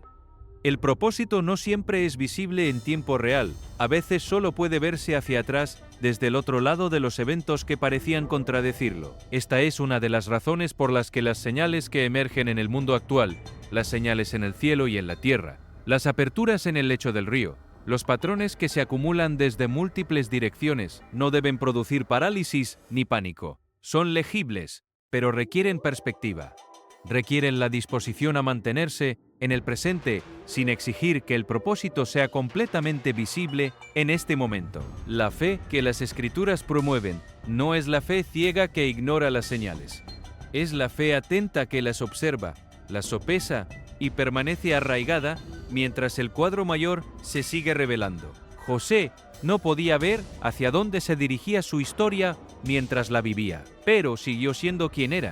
Siguió actuando con integridad en cada contexto donde se encontraba. Y esa consistencia de carácter fue lo que lo preparó para el momento en que el propósito se hizo visible. La historia de Elías añade una dimensión diferente. Elías no necesitaba que se le recordara la realidad de Dios. Había visto fuego caer del cielo en respuesta a su oración. Había presenciado milagros que ningún testigo moderno podría cuestionar. Y sin embargo, después de todo eso, se encontró agotado, desanimado, convencido de que estaba solo y de que sus esfuerzos no habían producido ningún resultado duradero. El miedo y el agotamiento no son fenómenos que afecten solo a los que tienen poca fe. Afectan también a los que han visto mucho, porque ver mucho no inmuniza contra el desgaste de las circunstancias continuas. Lo que la respuesta de Dios a Elías revela es que la restauración no siempre llega a través de lo que más impresiona. No llegó en el viento que partía las montañas, no llegó en el terremoto ni en el fuego. Llegó en el silbo apacible, en la quietud que siguió al ruido, en el espacio que se abre cuando todo lo que produce distracción cesa. Para quienes viven en un tiempo de señales acumuladas, en un tiempo en que los eventos se superponen unos sobre otros con una intensidad que puede volverse abrumadora. La lección de Elías es que hay momentos en que la respuesta más sabia no es seguir mirando las señales, sino detenerse, aquietar el ruido interno y escuchar en el silencio que queda. La historia de David, antes de convertirse en rey, es la historia de alguien que aprendió a habitar la incertidumbre sin que la incertidumbre lo habitara a él. Durante años, David supo que había sido ungido para un propósito que todavía no se había cumplido. Y ese conocimiento no le simplificó la vida, le complicó. Porque saber que hay un propósito, pero no poder ver cuándo o cómo se cumplirá genera su propio tipo de tensión, una tensión que puede expresarse como ansiedad o como fe, según la orientación interior del que la experimenta. Los salmos que David escribió durante ese período no son documentos teológicos abstractos, son el registro de alguien aprendiendo en tiempo real a convertir la incertidumbre en adoración, a tomar lo que no puede controlar y ofrecerlo como expresión de confianza. El Señor es mi luz y mi salvación. No es una declaración que pueda hacerse fácilmente cuando la evidencia circundante apoya la seguridad. Es una declaración que cobra su pleno significado cuando la evidencia circundante la desafía. La enseñanza del apóstol Pablo sobre el espíritu de poder, de amor y de dominio propio como alternativa al espíritu de cobardía merece también una reflexión más detenida. El término griego que Pablo usa y que se traduce como dominio propio, sofronismos, tiene una connotación más rica que simplemente la capacidad de controlarse. Indica claridad mental, pensamiento ordenado, la capacidad de ver la situación tal como es sin que el miedo o el deseo distorsionen la percepción. Es la facultad que permite a una persona evaluar lo que está viendo con precisión y responder con efectividad. En un tiempo de señales múltiples, de descubrimientos que desafían las categorías establecidas, de patrones que se acumulan desde direcciones inesperadas, esa claridad mental es exactamente lo que se necesita. No la negación de lo que está ocurriendo, no el pánico ante lo que podría significar, sino la claridad que permite ver, discernir y responder desde la fortaleza, no desde el miedo. El versículo de Hebreos, que llama a los creyentes a estimularse mutuamente al amor y a las buenas obras, señala algo que a menudo se subestima en las conversaciones sobre tiempos de señales proféticas: el papel de la comunidad. El aislamiento amplifica el miedo. Cuando las personas enfrentan situaciones que los instrumentos ordinarios no pueden explicar completamente, la tendencia a retirarse hacia el interior, a quedarse solos con las preguntas, puede producir una distorsión de la perspectiva que la presencia de otros habría moderado. Las Escrituras no proponen que las señales deben ignorarse o que las preguntas deben suprimirse. Proponen que deben sostenerse en comunidad, donde la perspectiva de uno compensa el punto ciego del otro, donde el aliento genuino puede llegar a través de la voz de alguien que también está mirando los mismos eventos y encontrando en ellos no razón para el pánico, sino razón para vivir más plenamente. La comunidad no resuelve los misterios, pero hace que el proceso de habitarlos sea sostenible. Y en un tiempo donde las señales son múltiples y la incertidumbre sobre su significado es genuina, la capacidad de permanecer en esa incertidumbre sin ser consumido por ella es en sí misma un acto de fe. No la fe que exige respuestas inmediatas. La fe que puede esperar, que puede observar, que puede acompañar a otros mientras todos buscan juntos el discernimiento que ninguno puede alcanzar en soledad. Finalmente, la esperanza que Pablo describe en Romanos como algo que llena a la persona de gozo y paz mientras confía no es una emoción que se produce por esfuerzo voluntario. Es una consecuencia de una orientación particular hacia la realidad. Una orientación que toma en serio tanto lo que está ocurriendo en el mundo como la afirmación de que ese mundo está sostenido por un propósito que trasciende lo que cualquier señal individual puede revelar. La esperanza bíblica no cierra los ojos ante las señales, los abre, pero los abre con la convicción de que lo que están viendo, por perturbador que sea, forma parte de una historia cuyo final ya ha sido establecido, una historia en la que el último capítulo no está escrito por las fuerzas que producen el caos, sino por el autor que sostuvo el orden desde el principio. Esa es esperanza, activa, atenta, arraigada en la confianza más que en la certeza circunstancial, la que las escrituras proponen como la respuesta más sabia ante un tiempo de señales acumuladas. Los símbolos reportados por los lugareños estaban vinculados a cultos mesopotámicos olvidados. David, el arqueólogo del equipo, dijo simplemente que el silencio de las autoridades significaba una cosa: estaban ocultando algo monumental. Así que los tres se deslizaron a través de las barricadas bajo el amparo de la noche, impulsados por la curiosidad, el miedo y la sensación de que lo que yacía bajo la tierra había comenzado a llamarlos. Sus linternas cortaron la oscuridad cuando llegaron a una fisura dentada recién abierta por los temblores. Pero lo que encontraron dentro no era una grieta hecha por la naturaleza, era una entrada. Las paredes de piedra pulida descendían en un ángulo casi perfecto, tan pristinas y simétricas que ni siquiera las máquinas modernas podrían haberlas tallado con tal precisión, sin marcas de herramientas, sin erosión, sin explicación. A medida que avanzaban hacia el interior, el aire cambiaba, denso, metálico, casi eléctrico, como caminar hacia un lugar intocado por el tiempo. Entonces aparecieron los símbolos. Extrañas marcas cubrían las paredes, invisibles al principio, hasta que Marcus, casi por accidente, iluminó la piedra con una lámpara UV. De inmediato, miles de siglos se encendieron en una luz azul fantasmal, arremolinándose por las paredes como constelaciones.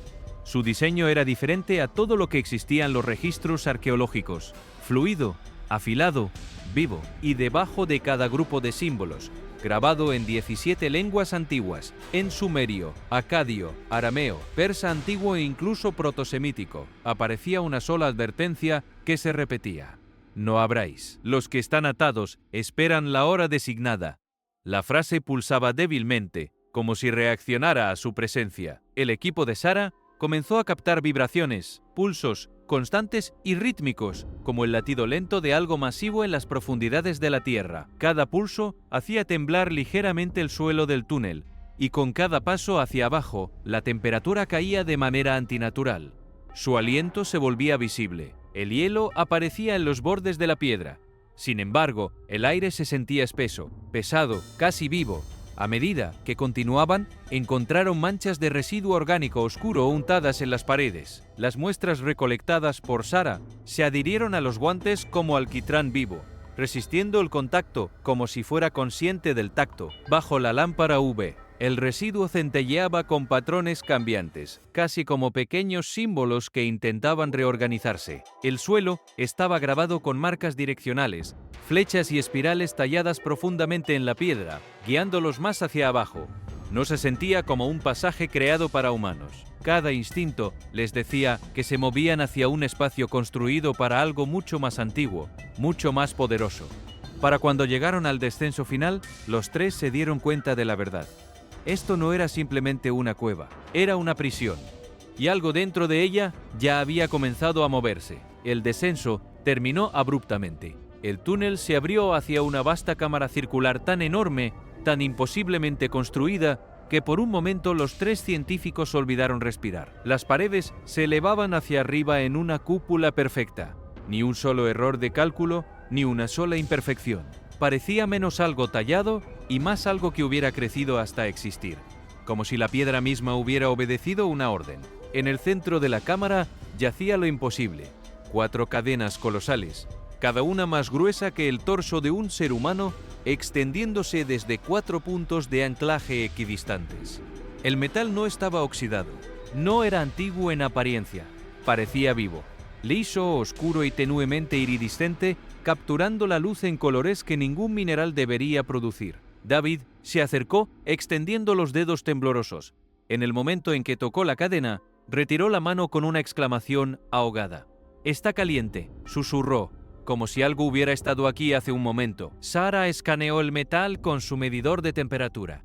La lectura fluctuó violentamente, primero fría, luego caliente, luego algo intermedio, como si la cadena no pudiera decidir a qué estado pertenecía. Cadenas que habían sido destinadas a retener algo vasto, algo poderoso, y ahora yacían vacías. Marcus siguió las cadenas con su linterna, y fue entonces cuando lo vieron, en el suelo, impresas profundamente en el polvo, y la piedra había huellas, huellas masivas, cada una de casi 3 metros de largo, con los talones hundiéndose centímetros en el suelo como si la criatura pesara cientos de kilos. La zancada entre las huellas era demasiado larga para cualquier ser humano, demasiado deliberada para ser aleatoria, y demasiado fresca para pertenecer a algo enterrado durante milenios.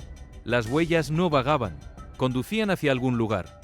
Cuando Sara trazó la dirección, su luz parpadeó sobre grietas dentadas que corrían por las paredes de la cámara como relámpagos congelados en piedra. Las fracturas eran agudas, recientes, y se irradiaban hacia afuera desde cada punto de anclaje. Las paredes no habían envejecido, se habían roto.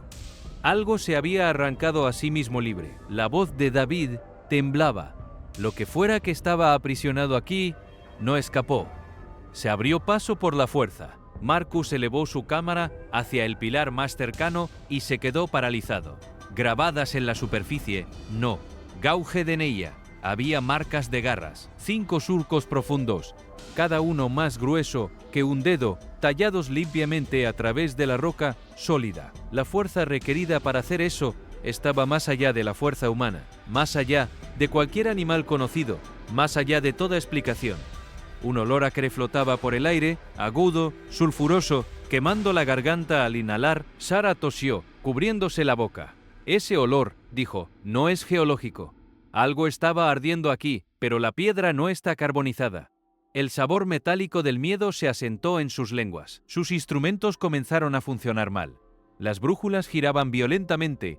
Los medidores de EMF chillaban con interferencias. La pantalla de la tablet de Sara mostraba distorsiones fantasmales en bucle donde las cadenas tocaban el suelo, como si una energía invisible todavía se aferrara a las restricciones vacías. La cámara se sentía abandonada pero no segura, silenciosa pero no vacía. Algo había despertado aquí, y las huellas que conducían fuera de la cámara sugerían una verdad aterradora. Las criaturas no solo habían escapado, tenían un destino. El nicho era la única parte de la cámara que permanecía intocada por la violencia, mientras la piedra destrozada y los pilares fracturados los rodeaban como el resultado de una guerra antigua. Este estrecho espacio parecía preservado, protegido, como si incluso los seres que habían escapado lo hubieran evitado. Una fina cortina de polvo flotaba en el aire, brillando con un brillo casi dorado cuando la luz de Marcus la atravesaba. Algo sagrado pervivía aquí, incrustada profundamente en la pared del fondo, medio cubierta de siglos de sedimento. Yacía una tablilla de arcilla. Su superficie brillaba débilmente, no con luz, sino con presencia. David pasó la mano sobre ella y sintió calor emanando de la arcilla endurecida, algo absolutamente imposible para un artefacto sellado durante miles de años. El texto grabado en la tablilla era inconfundible para Marcus. Acadio susurró: más antiguo que Babilonia, más antiguo que Sumer. Los caracteres eran nítidos, deliberados, tallados con una herramienta o una mano de fuerza excepcional. A medida que Marcus trazaba los surcos, se dio cuenta de que los trazos eran demasiado profundos y demasiado forzados para haber sido formados por dedos humanos. Cada símbolo se curvaba con una precisión antinatural, como si el escritor no hubiera tallado la arcilla, sino quemado a través de ella. Lentamente, metódicamente, Marcus tradujo las líneas. Cuando la tierra tiemble, los 4 romperán sus lazos. El 6º sello se acerca. La hora ha llegado. La cámara pareció inhalar ante sus palabras, el aire tensándose, como si la propia profecía se hubiera despertado. Sara dio un paso atrás, con la piel de gallina erizándose. Estas líneas, dijo, coinciden con el Apocalipsis. La misma secuencia, los mismos símbolos, pero eran los bordes de la tablilla lo que más los desconcertaba. La arcilla estaba chamuscada, quemada hasta un negro profundo. Sin embargo, el centro permanecía intacto. Era como si el calor hubiera venido desde adentro, irradiándose hacia afuera, deteniéndose justo antes de destruir la inscripción. David examinó el patrón carbonizado. «Esto no fue fuego», murmuró. «Es otra cosa, algo más caliente, algo controlado». Marcus continuó escaneando el nicho y notó un segundo objeto enterrado bajo piedras sueltas. Un fragmento, un pedazo, media tablilla rota hace mucho tiempo, pero todavía lo suficientemente intacta como para leer. La inscripción era más corta, pero mucho más perturbadora. Se levanta, sin explicación, sin más texto, solo una advertencia tan directa que incluso la piedra parecía retraerse a su alrededor. Sara sintió el peso de las palabras instalarse en sus huesos. Sí, los 4 no eran los únicos atados aquí. ¿Qué más estaba aprisionado bajo este río? El silencio que siguió no estaba vacío, se sentía vigilante. Las paredes parecían absorber el sonido de su respiración. Las partículas de polvo dejaron de flotar, suspendidas en el aire. Incluso los leves temblores que Sara había sentido antes desaparecieron, reemplazados por una quietud tan completa que se sentía antinatural, como si la propia cámara estuviera esperando, escuchando, marcando el momento en que la profecía había sido finalmente pronunciada en voz alta, después de 5 milenios de silencio. Marcus bajó el fragmento suavemente. «Estos no eran advertencias», dijo en voz baja. «Eran instrucciones para quien encontrara este lugar después de la ruptura». Y ninguno de ellos podía sacudirse la sensación de que leer la profecía no había revelado la verdad.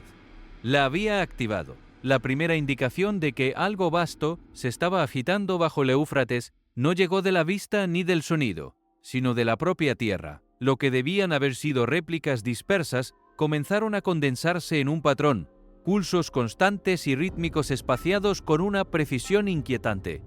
No aleatorios, no naturales, sino una secuencia. Cuando se analizaron las frecuencias, surgió la verdad. 40 firmas distintas, moviéndose a través de las fisuras subterráneas, viajando en caminos paralelos como si obedecieran una sola orden. Y cuando se sumaron a los 4 que habían roto sus cadenas, el total se alineó con un número susurrado en la profecía antigua. 44 seres ahora activos bajo el Éufrates. Las escrituras habían advertido durante mucho tiempo de tal momento. Apocalipsis 9 y 14 habla de ángeles atados en el gran río Éufrates. Apocalipsis 9 y cuarto añade que estaban preparados para la hora, el día, el mes y el año. Pero en ninguna parte el texto afirmaba que los 4 se levantarían solos, solo que eran los primeros. A medida que pasaban las horas, las señales se aclararon. Sus movimientos estaban sincronizados, reflejando caminos geométricos idénticos a los diseños tallados profundamente en las cámaras ocultas, patrones que algunos estudiosos creían que eran mapas espirituales, no arquitectónicos. Cada vibración llevaba un peso, una pesadez, como si pasos antiguos resonaran a través de las capas de la Tierra. La noche reveló lo que la luz del día ocultaba. Los drones térmicos registraron figuras altas y alargadas deslizándose por las orillas del río, formas más frías que el aire circundante, que no proyectaban sombras apropiadas, dejando atrás rastros de píxeles distorsionados, como si la realidad se doblara ligeramente a su alrededor. Sus proporciones se asemejaban a la forma humana, pero estaban mal, estiradas, imitadas, como si la humanidad las estuviera copiando a ellas y no al revés. Los testigos oculares a lo largo del Éufrates confirmaron los avistamientos. Varios hablaron de centinelas oscuros de pie cerca del borde del agua al anochecer, inmóviles, mirando el río como si esperaran una señal. Uno describió un peso repentino presionando contra su pecho, un miedo que no era mío, como si el propio aire tuviera miedo. Luego llegó la niebla, no la bruma que se desplaza de una orilla fluvial ordinaria, sino formas con propósito que se elevaban exactamente donde las firmas sísmicas eran más fuertes. La niebla circulaba, se enroscaba y se movía como si fuera guiada por formas invisibles. Las personas que se adentraban en estos parches describían un frío que atravesaba la piel y golpeaba directamente el espíritu. Algo antiguo rozando al pasar, algo despierto. Los animales lo sintieron antes que los humanos. Los perros lloriquen en esquinas vacías. El ganado se negó a beber. Las aves huyeron de secciones enteras del cielo. dejando corredores antinaturales de silencio. Incluso los insectos desaparecieron, evitando el río como si obedecieran un instinto más antiguo que la creación. Se hizo evidente que estos no eran fenómenos aislados. Eran formación asamblea, una reunión que había sido anunciada. Ezequiel 7:6 declara: el fin ha llegado. El fin ha llegado. Ha despertado contra ti.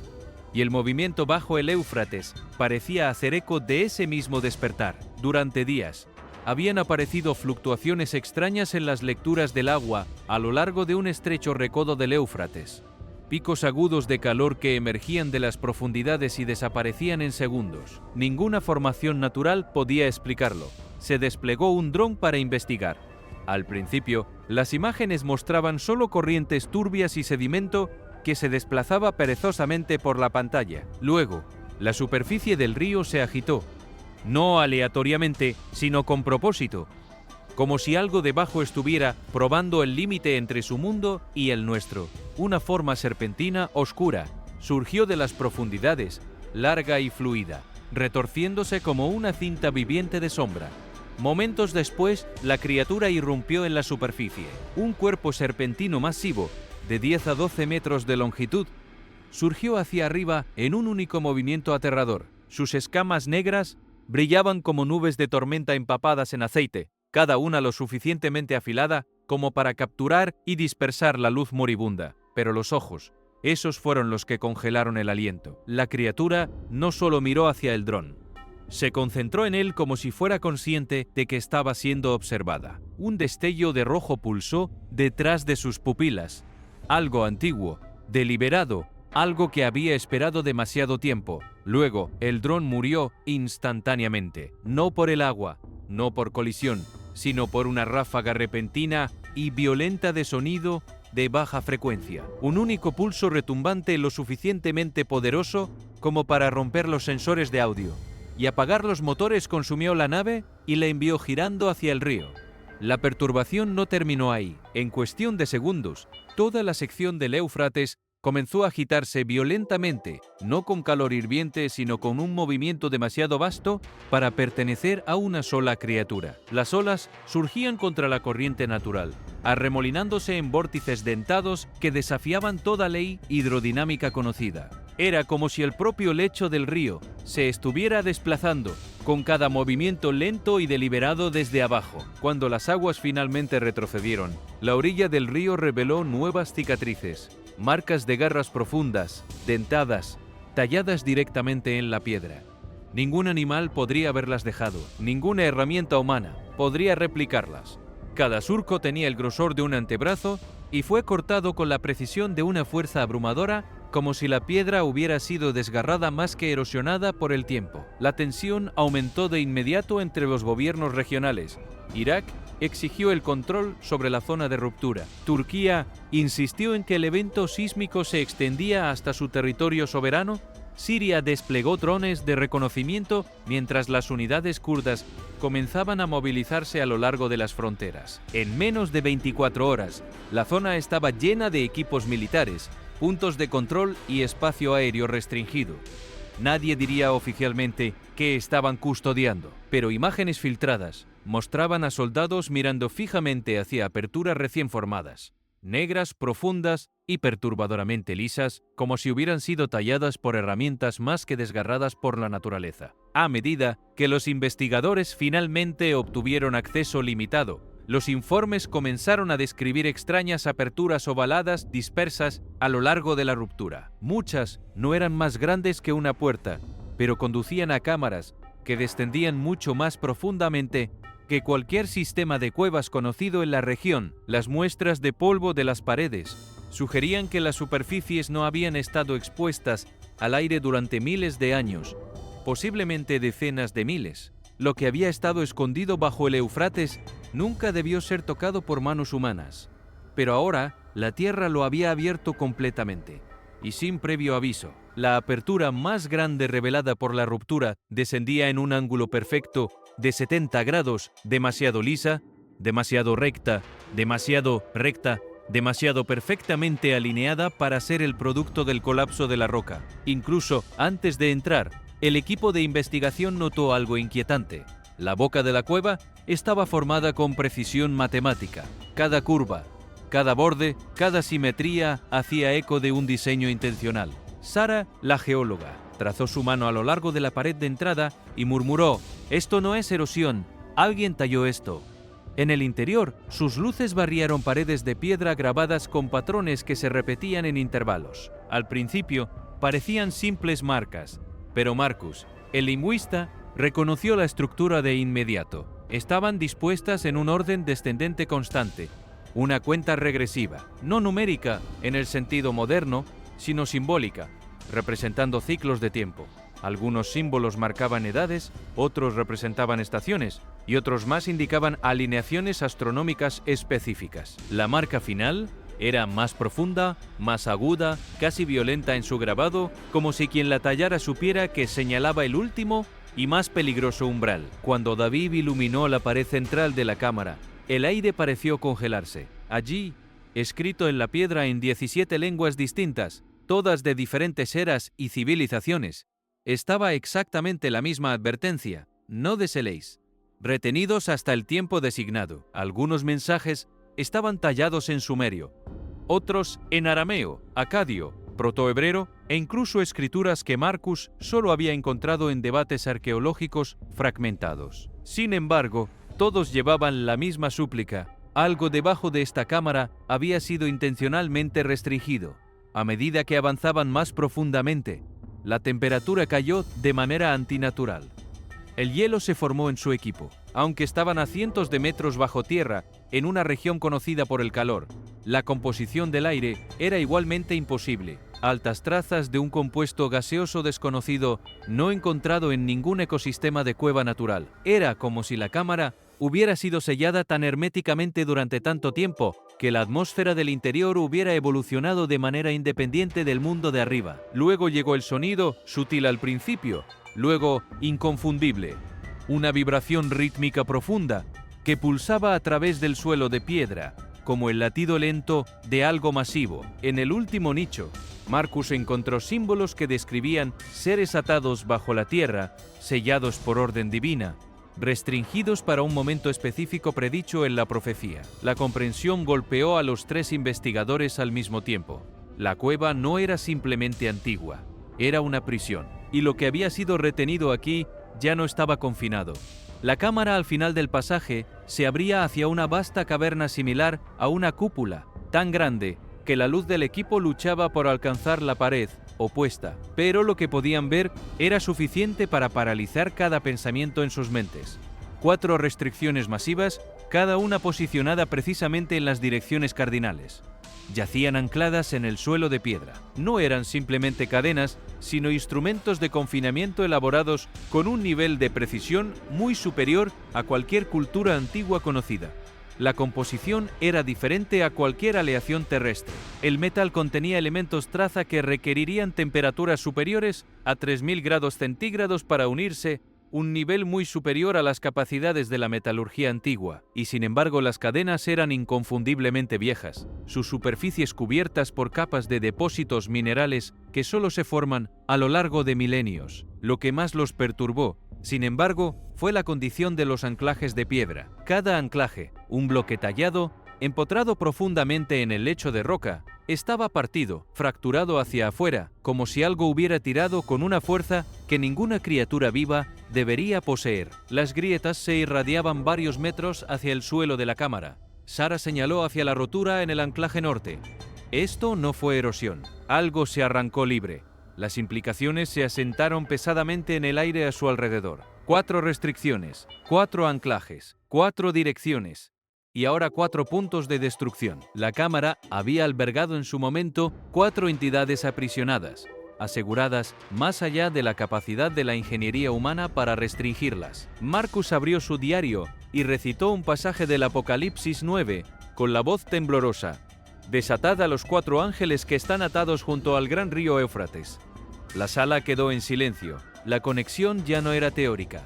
La estructura, las restricciones, la ubicación, todo reflejaba la descripción bíblica con una exactitud escalofriante. El polvo en el suelo de la caverna parecía intocado al principio, grueso y uniforme.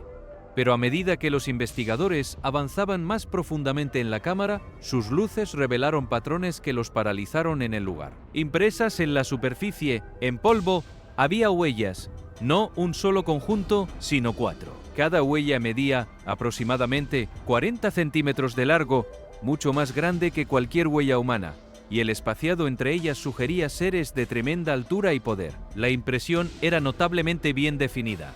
El talón se hundía más profundamente que la punta del pie, indicando una masa corporal enorme, mucho más allá del peso de cualquier animal conocido que pudiera caminar erguido. Usando un escáner de carga portátil, Sara ejecutó un análisis rápido.